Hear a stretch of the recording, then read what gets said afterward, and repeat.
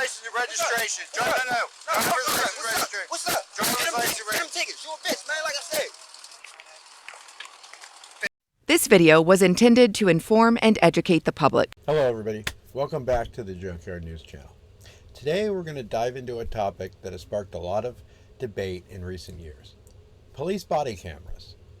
We're going to be exploring the positives and negatives of this technology and discuss the impact it has on law enforcement and the communities they serve, as well as the charge, conviction, and sentencing of one particular officer that body camera captured. Now let's dive into some of the positives of body cameras. Accountability and transparency. One of the most significant advantages of police body cameras is the increased accountability and transparency they bring to law enforcement interactions with the public that they're supposedly there to serve. The footage captured can serve as an unbiased record of events, helping to resolve disputes, protect officers from false accusations, and foster trust within the community, as well as capture bad actions by law enforcement. Body cameras can also help improve officer behavior. Some studies have shown that knowing that they are being recorded can positively influence an officer's behavior. Body cameras can act as a deterrent, promoting professionalism and adherence to protocols during interactions with the public that they're supposed to serve. Also, evidence collection. Body camera footage serves as valuable evidence in criminal investigations. It could provide crucial details, enhance the accuracy of incidents and reconstruction of the crimes, and aid in the prosecution or exoneration of individuals involved in certain criminal cases. Some departments claim that the fiscal costs outweigh the right that people have for transparency and accountability in body cameras. Implementing and maintaining the body camera program can be expensive for police departments, they say. Costs include purchasing the cameras, data storage, and ongoing maintenance. Some argue that these funds could be allocated to other pressing needs within law enforcement agencies.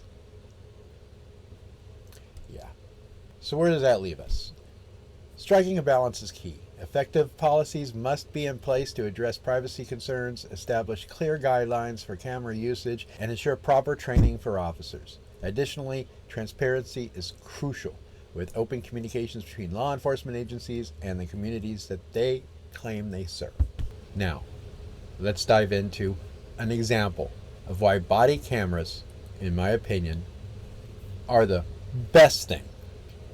The best thing about body cameras is they can capture video that otherwise would never have been seen, especially in police misconduct cases. One thing I don't like about body cameras, and most policies police departments have, is a policy on officers being able to mute their body cams when interacting with other officers. That dialogue could be crucial to defendants and prosecutors alike.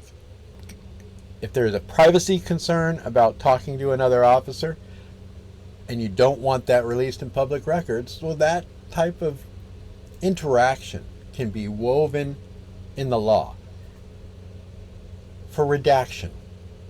Okay? If it has nothing to do with the scene, that can be redacted. That could be redacted. Leave the audio on. Leave the cameras functioning. As soon as you hit that start button, there should be no excuse for an officer muting his camera. Now, for today's headline regarding body cameras, former Baltimore Police Sergeant will not serve jail time for misconduct in office charge. That's right.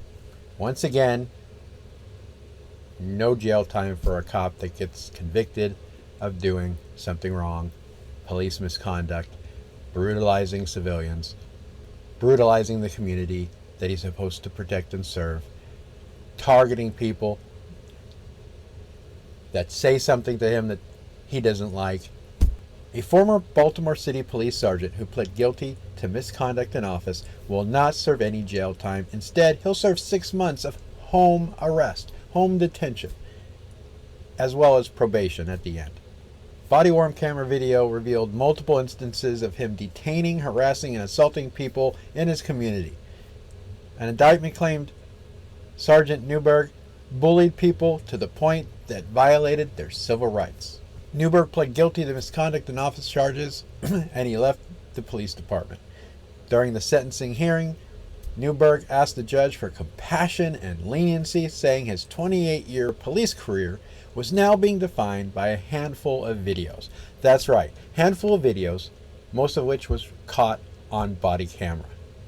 The judge sentenced Newberg to 3 years, with all but 6 months suspended, to be served on home detention. Now to the court, the sergeant said, "I'm sorry for not having more patience, and I should have ignored words instead of reacting to them. I believe if I didn't react to words directed at myself and my other officers, I would not be standing as a defendant in this courtroom. So for that, I'm sorry." You're sorry you were wearing a body cam, and you're sorry that you got caught. But you're not sorry that you're not going to jail, not going to prison. You're going to be able to spend 6 months in your cushy home, getting your retirement benefits, and not behind bars like anybody else probably would be. Now at sentencing, the judge made it very clear that what Newberg was doing to citizens may have been accepted in the past, but not now.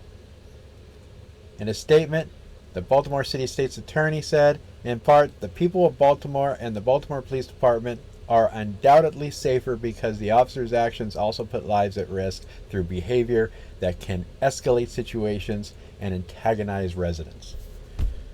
Now I'm going to show you a clip of one instance of Newberg's body camera capturing him not liking people's freedom of speech. All right, and then using words directed at him to retaliate against an individual's freedom of speech. At a shopping center, Newberg was with another officer, and they pulled up and they started ticketing a car that was parked in the red zone. Okay, now this car supposedly was a delivery driver that just stopped in to drop off a package to the store. Drivers, taxis, delivery drivers, FedEx, Amazon pull up and they park and they temporarily stop in a red zone in front of the store or in front or somewhere that's got a red zone that they're delivering a package to. They're in and out. You decide if it's right or wrong for a delivery driver to park in a red zone. Okay, I'm not here to dispute the possible ticket that they were writing this individual, this delivery driver, for delivering a package, doing his job. Okay, that's not what we're here for. What we're here for is when the sergeant's there and this driver is explaining, another FedEx truck drives by and stops because he recognizes his coworker. And he says something out the window to the police, directly at the police, that they found offensive. Immediately, the sergeant instructs the other officer to block the FedEx truck. The driver comes out with his ID and everything. He's willing. He's using his freedom of speech. He knows, okay, they're gonna hem me up, but here's my information. And he calls the sergeant a word that sergeant doesn't like, and immediately is grabbed, spun around, put on the hood of the FedEx truck, and arrested for his words, for his free speech. My ID and all that, right? Call the FedEx company, tell me the driver's under arrest. For what? For what?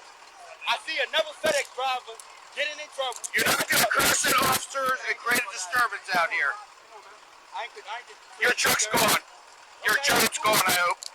You have no right to even have this job. Also goes to show, the body cam in the audio shows what the sergeant really thinks of the individual and his freedom of speech, in saying that we're going to call your employer, we're going to call FedEx, tell them that you've been arrested and that you shouldn't have a job.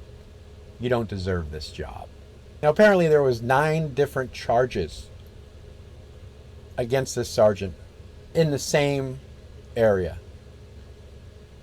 going after people for free speech, unlawful arrests, This guy violated his oath of office.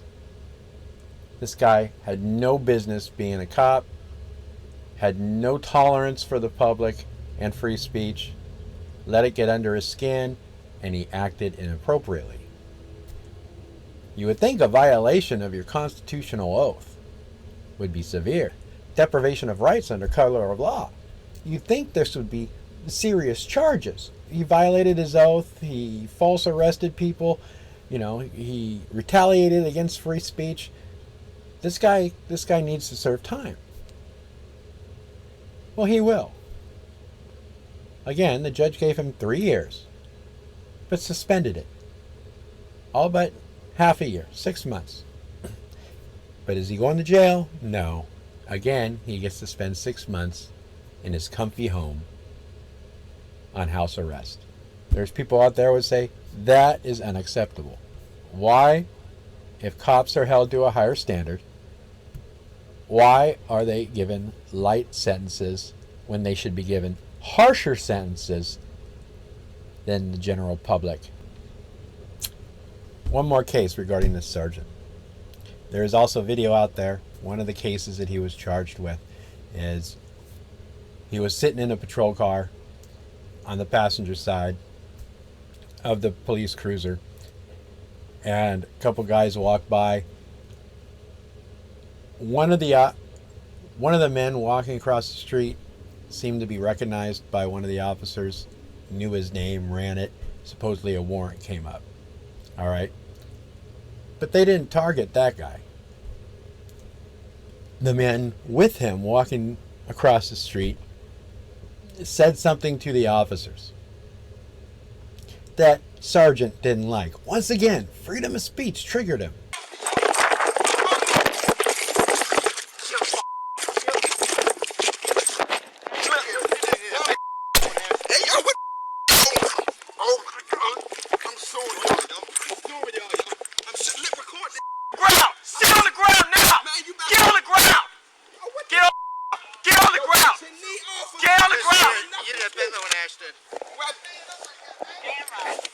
Get on the ground! Hey, calm my ground! Sit down! Calm my wife! Get on the ground! And he jumps out, and they go after the guy. And they don't grab up the one with the supposed warrant. They do tell him once he gets across the street to sit down and don't move.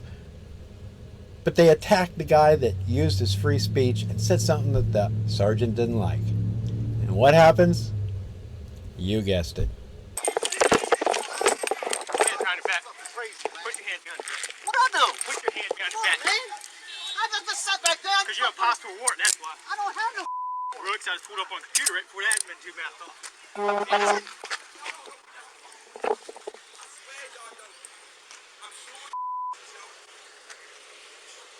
Get the hell out of here. Bro, I got a I didn't do nothing. I just come from you. Sir, listen.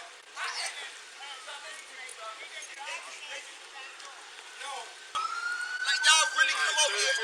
Like I really could have beat this. Just relax, alright? Relax. Oh my God, yo. Yeah, I'm standing over there. But Yo, y'all is playing games, yo. Stop being all aggressive with me, cuz.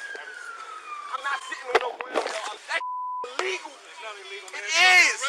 I'm under arrest for what? Yes. For what? For what? What am I under arrest for? Take your charge like a man. For what? Take your charge. What am I going to jail for? Do you hear this? I don't know how to act. I didn't do nothing.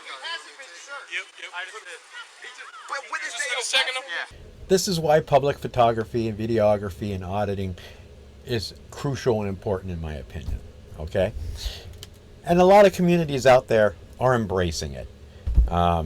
You will see auditor videos that go out and they get recognized, or an officer will show up and the officer will say, is this a First Amendment thing? Is this a First Amendment audit? It's starting to become normalized to see people out there with cameras. Now, the public perception, people still may freak out and call the police, but at least when police respond, they do have a basic understanding of what might be transpiring. And you see a lot of these videos now are low-key, a lot different than when I first started auditing years and years ago. And it's a shift. It's a shift towards openness and accountability. Communities are increasingly embracing public photography as a means to document and share their interactions with law enforcement. This trend is fostering transparency and encouraging dialogue between citizens and authorities. There are local photographers, videographers, auditors that have been at the forefront of this movement, armed with cameras.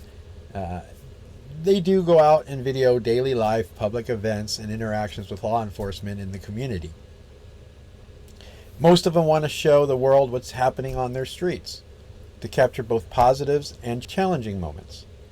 Photography has the ability to spark conversations and bring about positive change when you think an injustice has occurred.